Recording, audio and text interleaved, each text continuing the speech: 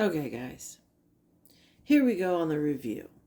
So, I'm going to give you a summary critique and then a review. Okay, well, we all know she doesn't have a GED and she doesn't have a high school diploma, and it shows. She has horrible syntax, horrible grammar. The punctuation is non-existent. She sounds as if she's bored and speeding through it. She reads aloud horribly. And I'm not trying to be mean. I'm telling you the truth. Most people, by the time they graduate from high school or get to 12th grade, they've had 11 years of English because it's required every year. I don't think she did. I honestly don't. It also sounds as if a 7th grader wrote this. It's all about herself and not in an autobiographical way. It sounds like a very shallow, self-absorbed, introspective person. Somehow she's like Barb. Or Shani. She constantly turns every subject around to herself. Milo didn't like it. It's in very inappropriate times. One example. Okay, I hope it's loud enough. Chapter 2, Finding Answers. My grandparents have been together since the age of 18. My grandma had her first child at 18. It was a girl named, and her name was Jennifer. I remember this day, I was in first grade. Okay, stop. So, your grandparents were married at 18. Your grandma had her first child at 18, period. It was a girl named Jennifer, period. I remember this day, period. I was in first grade. What? So, you remember the day your Aunt Jennifer was born? Before your mom was? Because your mom's name is Lisa. See what I mean? Is this ridiculous or what? Hearing all the kids saying they're waiting for their moms to be picked up, them from school, and I asked my grandma, why don't I have a mom? And it was okay that I called my grandma Mom. I remember. Okay, did that make sense? Why don't I have a mom? And it was okay that I called my grandma Mom. I remember. What? You're going to hear me say that a lot because this is so poorly written, it's confusing. So here we go into their birth. Mom was 16. Dad was also 16. To take care of us, my grandparents took over. And the story that I was told from my grandparents that we were very sick when we were first born. My sister and I are twins. They call us the fraternal twins. And they also referred us to as mere twins, just like Mary Kate and Ashley. Us two as mere twin. What? And she has to relate it to celebrity twins? She thinks of herself as a celebrity. Miss 33.5 thousand, not million, thousand followers. When the doctor delivered my sister and I via C-section, the doctor had to pick one of us to be older. And the doctor chose my sister. And he said it was about 1 minute, but we came out at the same time. I guess Danny was that favorite on that day. Little jab to Danny, huh? Yeah, Doctor was in on it too.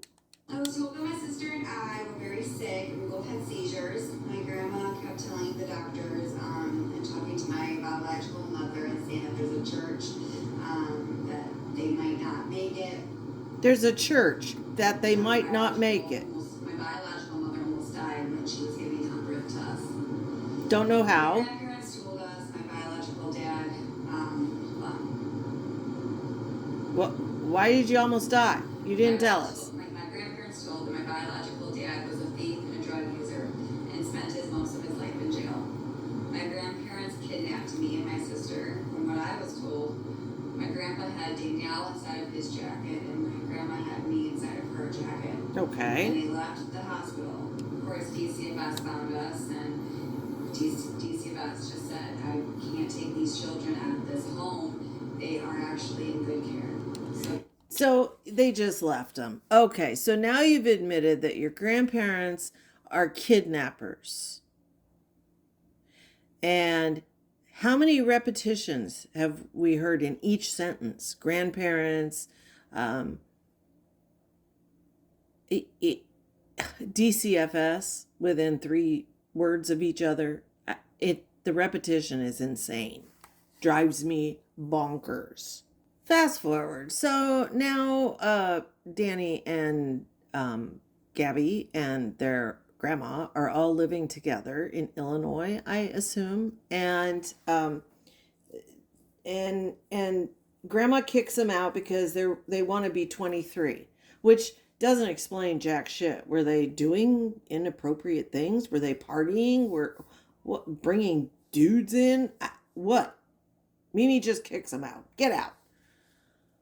So they get 2 cats, Dolce and Gabbana. Okay, now I want you to hear about her boyfriend, Jesse. Dolce and Gabbana, so Dolce was for Danny, Gabbana was for me. We stayed there for about a year. There was a karaoke bar that was down the street, something that my sister and I love to do. We were there every weekend, making friends, doing what we love to do. It was time to go to a different apartment. Chapter 5, finding my love of my life. Stop it. Wait. When we got settled into my new apartment, I was with my boyfriend named Jesse, who I met on Plenty of Fish. I wasn't really attached to this guy. I thought he was gay because he wouldn't have, you know what, all he cared about was his gaming and his dogs. So because he liked video games and dogs, and he wasn't banging you, you thought he was gay, but yet you stayed with him? Well, even Milo doesn't like this. He's out. It's okay, dude. We understand. We'd like to be taking a nap too. Why would you think he's gay? Because he isn't hot for you? Oh, wow. You are relationship material, bitch. Starting to move on from that relationship. Danielle had some friends that came over on Memorial Day. She's starting to move on. I met a guy named Aaron. Aaron was at the party. Aaron couldn't take his eyes off me for the following weekend. It was our birthday, June 2nd, and my boyfriend took me to Six Flags, and I did not have fun. Aaron and I were texting that day. Aaron's like, do you want me to come pick you up? And I'm like, no. However, we came back home, and I made the decision on leaving Jesse. I was pretty broken, so I went to the bar. Aaron was there. I got up and I sang some songs because it was karaoke that night. Aaron made a comment to one of his friends, and he said, I gotta get that girl. She has a voice of an angel. And that... No, he did not. No, he didn't. A voice of an angel. He must have been fucking wasted. I'm sorry. Pardon my French. So Jesse spends the money to take you to Six Flags all day. The whole day you're texting this other dude. You don't have the decency to break up with Jesse and say, hey, keep your money, take your friend if you already bought the ticket. You know, this ain't working for me. Let me pack up. Go home. I'll go home. No. Chicken shit. Chicken shit. You let him take you out to Six Flags all day. Cater to you. Be nice. Probably buy you food, seeing how you eat all the time. And then you come home and say, this isn't working out. Go to the bar so you can win over Aaron, and you want us to believe he said voice of an angel. That night we went home together. I'll let your imagination run wild with what happened that night. I remember Danielle telling Aaron, if you mess with her emotions or if you beat up on her, coming after you. My sister has always been so protective of me, but I've always been in abusive relationships. Every guy that I was ever with would either hit me, beat me, I had concussions, I was beat down and bruised. What, Jesse, the gay guy who only liked gaming and dogs? The gay guy beat down and bruised you? Oh, Seems to me it's the other way around. Sister is always going to be there for you. Isn't that the truth? Aaron told my sister that he would never do that and that he would treat me like how I was supposed to be treated. Wow, yeah. It's riveting, isn't it? No. There's things I'm not going to read, but you can read my book. Yeah, no. Chapter 6, No. the day I found out I was pregnant. I went to the store and I told Aaron that I feel like I'm pregnant and I need to go get a test. Aaron's like, there's no way that you're pregnant. I'm like, I told him, I'm like, I feel like I am. So we go home that day after getting the test, and it was about 2 in the morning. And I woke up and I went to the bathroom and I peed. It was a very, very faint line, but I could tell it was positive. And I told many doctors, like, I'm sorry, I was told by many doctors I could never get pregnant because I had endometriosis and it would be very hard to get pregnant. So even though I had a faint line, I still really didn't believe it. I took about 20 pregnancy tests every day. So she's been like this all her life, hasn't she? Wow.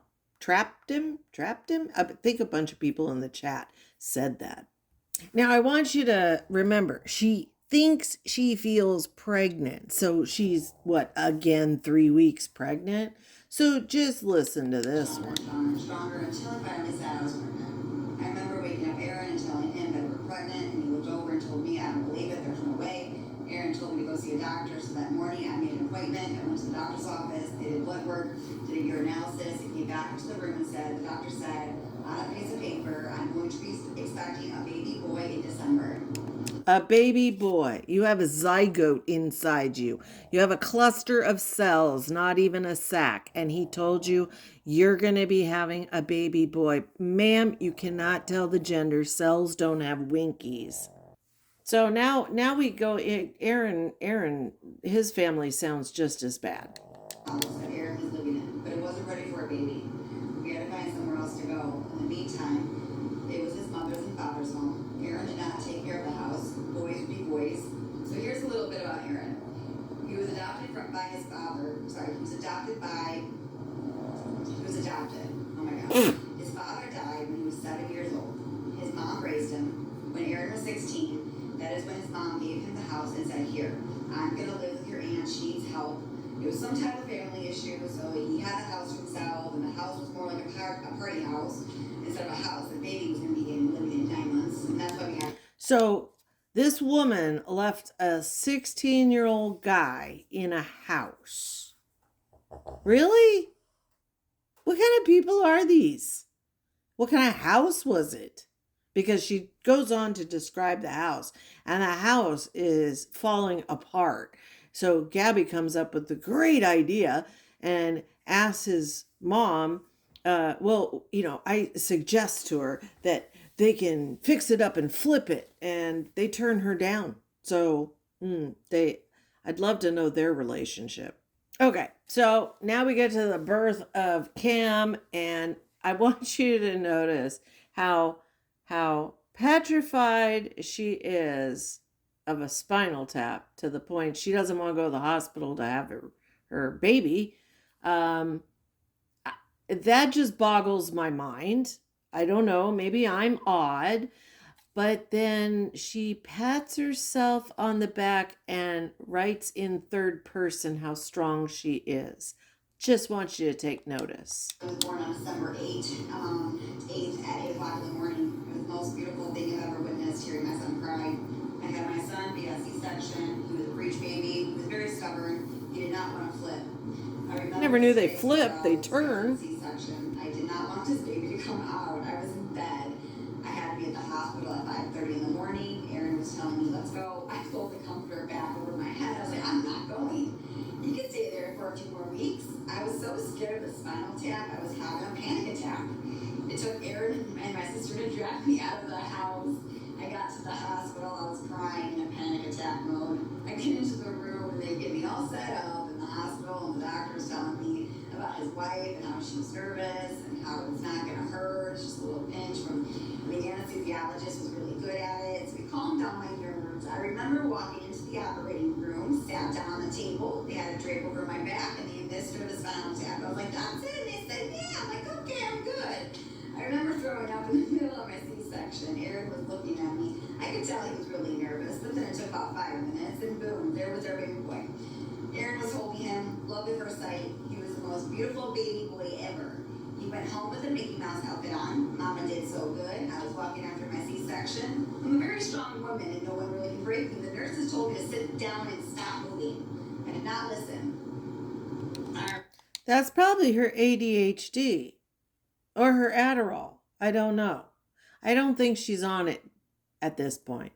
So you're a strong woman because you're fidgety and twitchy and won't sit down and we're walking after your procedure, but you were panicking and crying and scared and didn't want the baby to come out because you were scared of the spinal tap. Alrighty, that's strength. Settling in our new home in a broken family in 6 months. All right, we got settled in. It was a great 6 months. Everything was great until something happened with the apartment. There was a few ups and downs. Aaron left me one night. Did you catch that? It was a great 6 months, but we had a few up and downs. There were things that went on in the apartment. What? She doesn't describe anything. We don't know what the fuck is wrong with her and Danny. Oh, just that they had seizures. There was a lot more wrong than that. We don't know why the grandparents kidnapped them. We don't know, except let's blame it all on your biological father. That's really fair. You want to put Lisa in there too? She was probably a gem at 16. You want to tell us what happened when Mimi kicked you out? Mimi meets Bobby. We don't know how. How? She's in Illinois. He's in Florida. She moves. Bye. What? We don't know why Aaron's, except for there was a problem with Auntie, so mom just dumps a 16-year-old in a house by himself. What kind of people are these? Please, if you're not from America, this is not what Americans are all like. Okay, so Aaron left me one night. We had a small argument, she's about to say. Small, but he left. He packed up his shit and he left. From this pamphlet, I gather their relationship is really not strong. An argument. It wasn't a really big argument, but it was a small argument. But he took off. I had no idea. It wasn't a really big one. I got on my hands and knees and I said, please do not leave me. I had no job. He was young. I remember he was the only one that was making income, and I was just worried about how am I going to do this. I remember. See, it's all about her. It's all about her. You're a mom. You should be thinking of your child first, not about you. Okay? It shouldn't be, how am I going to do this? Oh God, I have to adult. It should be, oh shit, I got to feed my kid. I'm going to make sure this man is paying me money for diapers and food for the kid. I will deal with myself second. You know, that's a strong woman. He took everything. He took everything. He took everything in a box and left. He left nothing for me on camera. So the whole apartment for all three of you fit in a box that Aaron walked out with. Okie dokie. I remember going to a church and asking for help. I got some donations to help pay for the rent and pay for the electrical bill, and it helped for a month or two. I went to food pantries just to make ends meet. I told the landlord what was going on. He understood. I still had my my dog and 2 cats with me. It finally came that I had to give them up and move in with my family. When Cameron went to bed that night, I got boxes and I packed the entire place by myself. I thought Aaron took everything. Biological mother in Florida, and I'm sorry. Hold on, I gotta delete that. Biological mother. Okay, I had to give up my dog and 2 cats.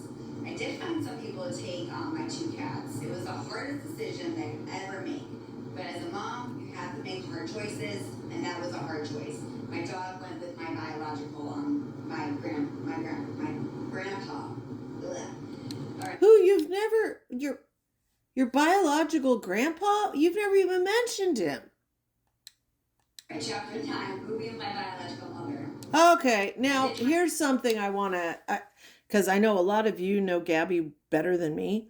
So when she gets to chapter 9 and she discusses Lisa and Lisa's new husband and their 3 children, something really stood out to me. And it's the fact that Gabby has to put her stepfather's ethnicity every time she mentions him. It's not Lisa and my stepdad or Lisa and her husband because she refuses to call her mom. Okay, that's fine. I understand. She wasn't raised by her. No biggie. Her justifications for not speaking or saying mom are piss poor. And I don't blame her half siblings for hating her because I don't believe she or Danny have ever delved into the depths of Lisa. Lisa sat down and said, Mom, tell me your story. What happened when you were 16? I want to understand, which any mature person would. Instead, she takes Mimi's word for it and Bobby's memory of what Mimi told him as truth. And I don't believe Mimi as far as I can throw her because I'm sorry, the kidnapping story and the lawyers and all that shit didn't happen. So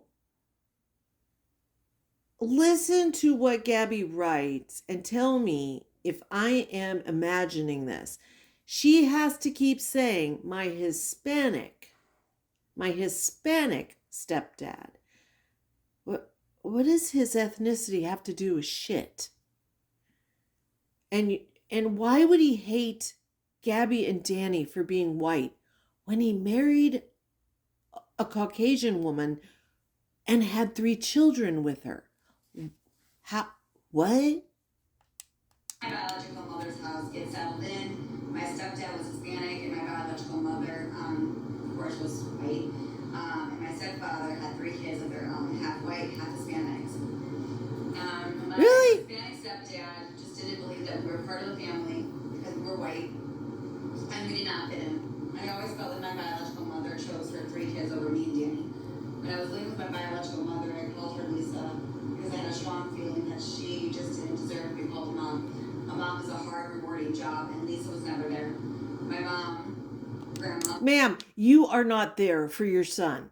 You are in the garage singing, you're doing diamond art, you're talking on your phone, you're eating. You are never there for your son. Okay? Oh, let me take away never. There is no never. You're there maybe 5% of the time. Because even when he's sitting on your lap, you're looking at your phone. You're talking to your chat. You are not a mom by your own definition. Was always there. She did everything from feeding us, taking care of us, put clothes on us, teaching us how to walk, crawl, teaching us everyday life skills. That's She did poorly. One. That's what you should call your own mother when they do that kind of stuff. I gotta fix that. Yeah, you do. You know how. Okay, back to this.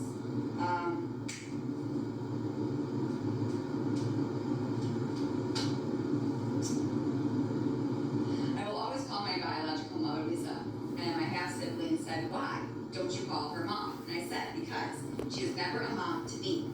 She never did what a mom needed to do, and my half siblings hated me for that." And I asked my biological mother, I said, "Lisa, why didn't you fight for me and Danny?" She told me that she did, but Grandma and Grandpa wouldn't allow it. Who knows if that's true? Now, I always had a question in the back of my mind, why didn't she keep us? Why didn't she fight for us? I always told if I had a kid, I would never give up on him or her, like my mom gave up on me. Really? Because you're giving up on Cam by making TikTok your priority. You are giving up on that child. So, yeah, you say in the beginning of your book you'd never give up your animals, and yet you did. Oh, because you're a mom, and moms have to make hard decisions like that. Really? Really, do they? Your mom, Lisa, said she did fight for you, but Grandma and Grandpa blocked her, and you will not accept that as truth because you've already made up your mind. You made up your mind years before. In the beginning of the book, she mentions that she got a box of letters. Hundreds is what she said. Hundreds of letters from her biological father. And that when he was in prison, he had written to her and Danny every day. That doesn't sound like two parents who gave up. Sounds like a grandma who had a control issue and thought she could do better. And what she did was she failed you because you two can't adult. Now, I don't know anything about their biological mom except for what little snippets I've seen over this past year. And I'm going to say the only thing that stands out to me, other than Gabi's pamphlet book, is when Danny got in the accident, leaving Illinois, and Lisa gave her a car that she was paying off. And I guess it's the car Danny still has. And I remember a few months ago, Danny was asking her chat how she could get the title switched when Lisa holds the title and Danny's making the payments. And the payments, as it sounded, were quite low. I think it was like $250 a month or something. I might have that wrong. It might be less. But I remember thinking, well, that's not much. She had taken, I guess Lisa had taken out a title loan. And Danny wanted to get it switched over because she didn't want Lisa to get the car because she doesn't trust Lisa. So I don't know what to believe. Is Lisa good or bad? Is the stepdad good or bad? What are the siblings like? I don't know. I don't know if they've ever talked about them, but it was pretty nice of the gal to give her a car to use. So did they just use her for a flop house and for a car? Is that it? These two just use their biological mom and then they expect her to drop everything and bend over backwards for these buffoons that she didn't raise? We had a little intermission of a fight, but what I wanted you to see is her face. She has a filter on. That doesn't even look like her. It doesn't even look like her. That's someone different. Who the fuck is that? Okay, so we're living with Lisa and her family, and she's going to call Mimi and go to Florida. But I like how she dictates how long she's going to stay.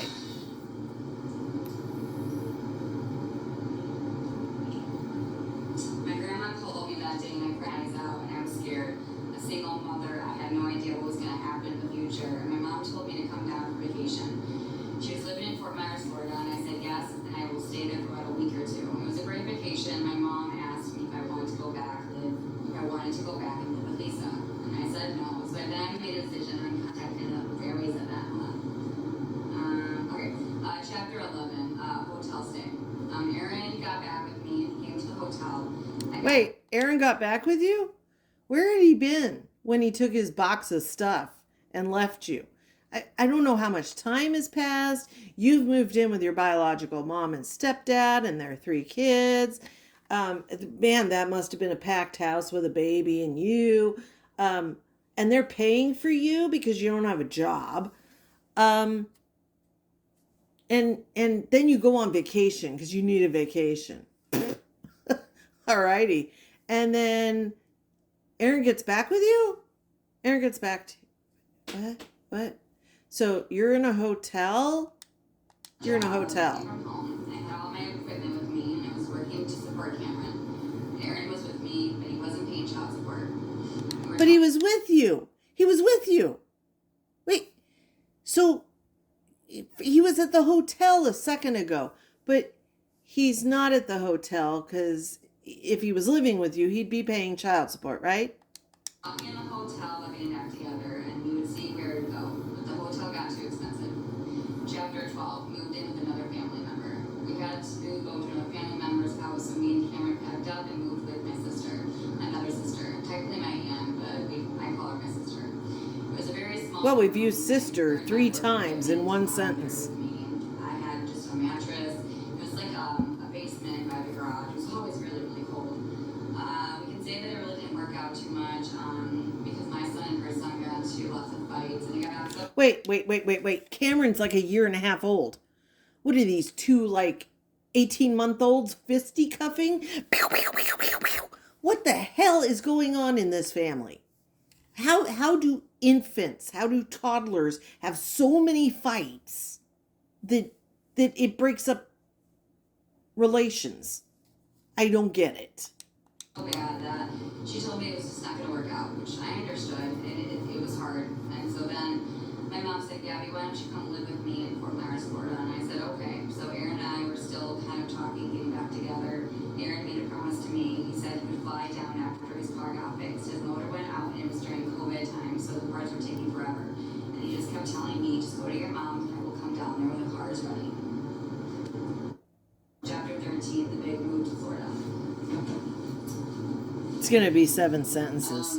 My son and I packed up and got on a plane, and I was headed off to Fort Myers, Florida. Every day I was texting Aaron, when are you coming down? When are you coming down? He always replied, not right now, my car's not done. In the meantime, I was getting all settled in. I still had my work from home job.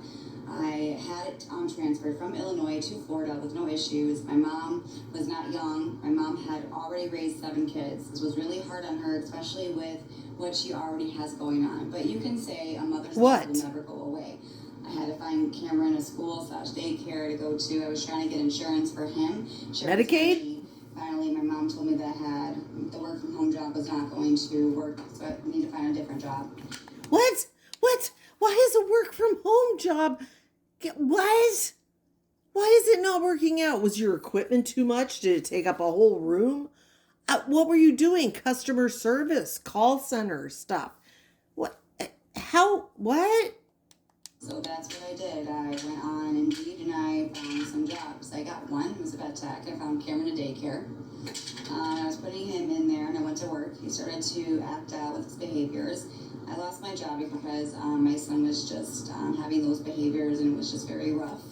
I'm not gonna read too much. When I publish my book, you can go ahead and read it. No, that's okay. So bear with I'll me. skip. She just describes things in great detail. Can we get to Aaron? I found a job and I found a lady who was gonna watch Cameron for me for a while while I went to work. It was going good for a couple months until one day I got a call telling me to come pick up Cam because she couldn't do it. It was too hard. He was meh and this and other kids and he Oh dear.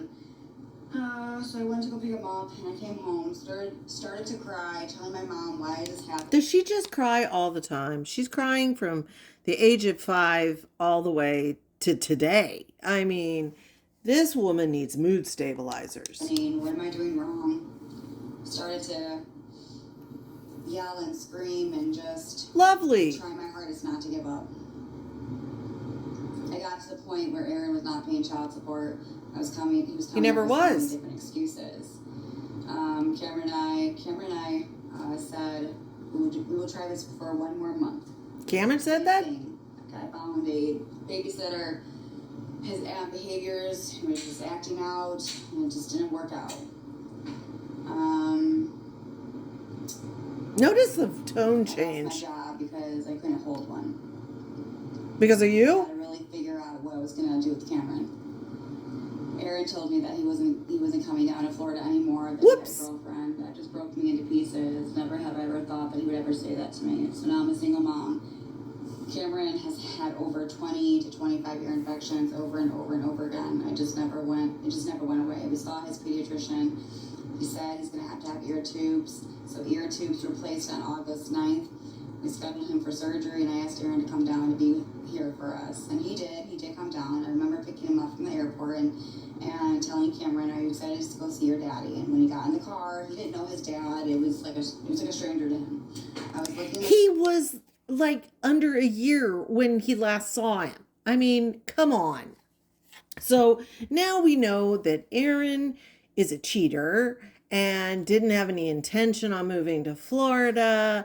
And I'll wrap this up for you. he falls in love with her again. He calls his mom, I think I'm falling in love with Gabi again. But he's still texting the girlfriend back in Illinois a couple times. And Gabi caught him at that. But it worked out. Yeah. I want you to know Aaron is watching this from the other room. Okay?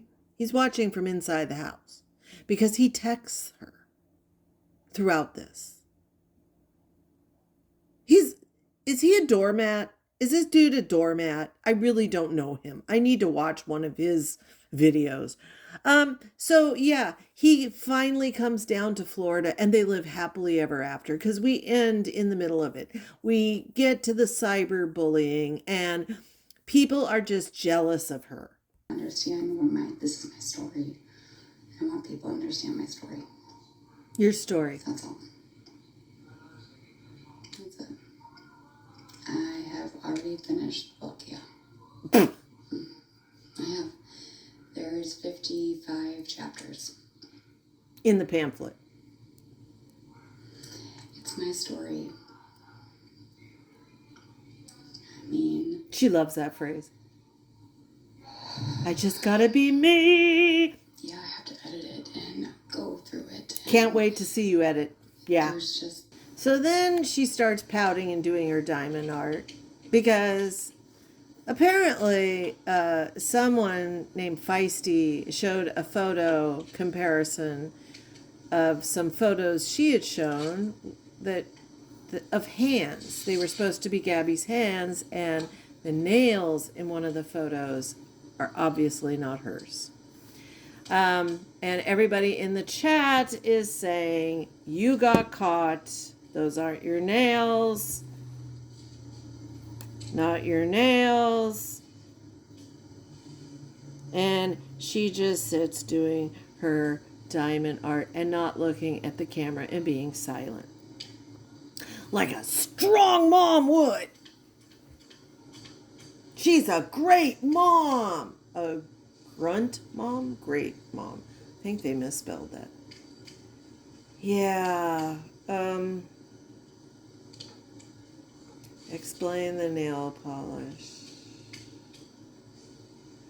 You just said two wrongs don't make a right. You know, typical Gabi.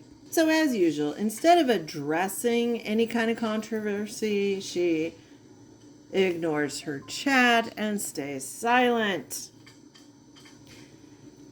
Maturity on full blast. And that is my review. It sucks. I wouldn't buy it. It's a pamphlet. There's 2 chapter 22s, I think, or 20s. Milo snored through it, and yeah. If you want their review, you got Terry here. You got Milo. And Ginger won't even look at the TV. She's out over it. Period. Thanks to Nookie for this exhilarating pamphlet review. My Journey, Childhood to Cyberbullying by Gabi Jacobson. Is that her name? I don't even remember that.